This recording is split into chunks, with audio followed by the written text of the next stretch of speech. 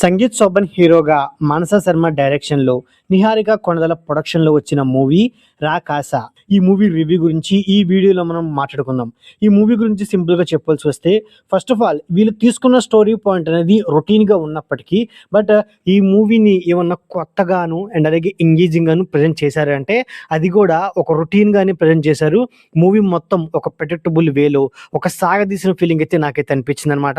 అంతేకాకుండా ఈ మూవీలో మెయిన్‌గా ఏంటంటే, ఈ మూవీ స్టార్టింగ్ నుంచి ఎండింగ్ వరకు ఈ మూవీ హీరోయిన్ సంగీత్ శోభన్ ఆయన తన కామెడీ టైమింగ్‌తో, తన పెర్ఫార్మన్స్‌తో మూవీని వేరే లెవెల్ నిలబెడదామని తన ప్రయత్నం తను చేశాడు. బట్ అందులో ఆయన పెర్ఫార్మన్స్ బాగున్నప్పటికీ కామెడీ అనేది అంతగా వర్కౌట్ అవ్వలేదు.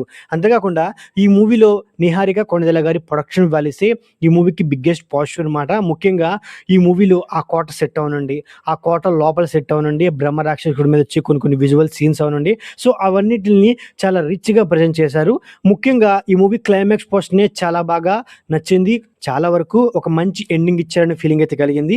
ఇక ఈ మూవీ యొక్క ఫస్ట్ హాఫ్ అలాగే సెకండ్ హాఫ్ విషయానికొస్తే మెయిన్‌గా నాకు క్లైమాక్స్ పోర్షన్ నచ్చింది. మిగతా మూవీ మొత్తం ఏదో సోగా ఎళ్ళిన ఫీలింగే నాకైతే అనిపించిందనమాట. అండ్ అలాగే ఈ మూవీలో మెయిన్‌గా ఏంటంటే మన డైరెక్టర్ అయిన మానస శర్మ గారు, ఆమె డైరెక్షనే ఈ మూవీకి పెద్ద మైనస్ అనమాట. ఎందుకంటే ఈ మూవీ యొక్క స్టోరీని ఇంకొంచెం బెటర్‌గా ఎగ్జిక్యూట్ చేయాల్సింది.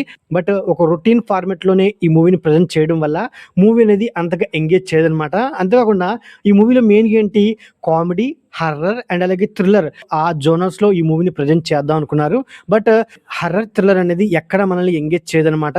కామెడీ అనేది కొన్ని పోర్షన్స్‌లో ఎంగేజ్ చేస్తుంది. అంతేకాకుండా కొన్ని సీరియస్ సిట్యుయేషన్స్‌లో కూడా కామెడీ ట్రై చేద్దాం అనుకున్నారు. అదే ఈ మూవీకి పెద్ద మైనస్ అనిపించింది.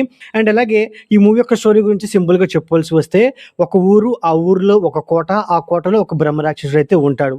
ఎన్నో ఏళ్లుగా ఆ ఊరి వాళ్ళు ఆ బ్రహ్మ రాక్షసుడికి నరబలి ఇస్తూ వస్తూ ఉంటారు. ఒకానొక సిట్యుయేషన్‌లో మళ్ళీ ఆ రాక్షసుడికి నరబలి ఇవ్వాల్సిన సమయం వస్తుంది. అలాంటి పరిస్థితుల్లో మన హీరో అయిన సంగీత్ శోభన్‌ని ఆ ఊరి వాళ్ళు ఆ బ్రహ్మ రాక్షసుడికి నరబలి ఇస్తారు. సో మరి మన హీరో అయిన సంగీత్ శోభన్ ఆ బ్రహ్మ రాక్షసుడి నుంచి తప్పించుకోవడానికి తను చేసిన ప్రయత్నాలేంటి, ఫైనల్‌గా ఏం జరిగింది అనే పాయింట్ మీదే రిమైనింగ్ స్టోరీ అయితే ఉండిద్దనమాట. ఉన్నప్పటికీ ఫస్ట్ ఆఫ్ ఆల్ ఈ మూవీ గురించి సింపుల్‌గా చెప్పాల్సి వస్తే, ఈ మూవీ యొక్క ఫస్ట్ హాఫ్ అలాగే సెకండ్ హాఫ్ వస్తే, ఫస్ట్ హాఫ్ అనేది మెయిన్ పాయింట్‌లోకి వెళ్ళడానికి ఫస్ట్ హాఫ్ అనేది సాగదీసుకుంటూ వచ్చారు. అండ్ అలాగే ఈ మధ్యలో సంగీత్ శోభన్ అండ్ అలాగే గెటప్ సీను ఫస్ట్ హాఫ్‌లో వాళ్ళిద్దరి మధ్య వచ్చే కామెడీ సీన్స్, కొన్ని సాంగ్స్, మన హీరో యొక్క లవ్ ట్రాక్ కొంతవరకు ఫస్ట్ హాఫ్‌కి పాజిటివ్‌నెస్ క్రియేట్ చేస్తే, ఇక ఇంటర్వెల్ పోర్షన్ అనేది మనకి సోగా ఉంటుందన్నమాట. ఇక సెకండ్ హాఫ్‌కి వచ్చేపాటికి ఓవరాల్ మూవీ మొత్తం ఒక కోటలోనే ఉంటుంది. ఆ కోటలో ఒక నలుగురు క్యారెక్టర్లు అయితే ఉంటారన్నమాట. సంగీత్ శోభన్, వెన్నెల కిషోర్, గెటప్ సీను, నయన్ సారిక ఈ నలుగురు క్యారెక్టర్‌తోనే సెకండ్ హాఫ్ అనేది వెళ్ళిపోతుంది.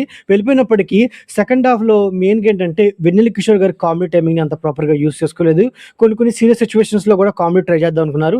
అదే చాలా వరకు మైనస్ కాదు, కాస్త ఇరిటేషన్ తెప్పించిందని చెప్పుకోవచ్చనమాట. ముఖ్యంగా సెకండ్ హాఫ్‌లో బ్రహ్మ రాక్షసుడి మీద వచ్చిన కొన్ని సీన్స్‌ని ఒక సీరియస్‌గా తీసుంటే మూవీ అనేది వేరే లెవెల్‌లో ఉండేదని ఫీలింగ్ అయితే కలిగిందనమాట.